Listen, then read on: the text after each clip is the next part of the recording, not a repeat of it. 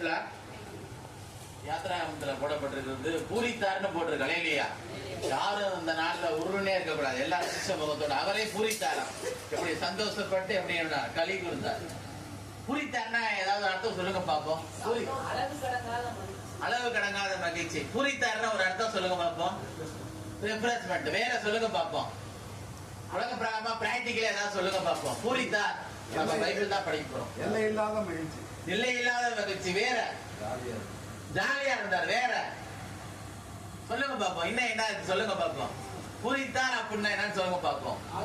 அந்த பூரித்தாருங்கிறதுலயே வார்த்தை இருக்குது. சொல்லுங்க பாப்போம். அந்த பூரித்தாருங்கிற வார்த்தைகளையே இருக்குது. நான் கேட்ட ஆன்சர்.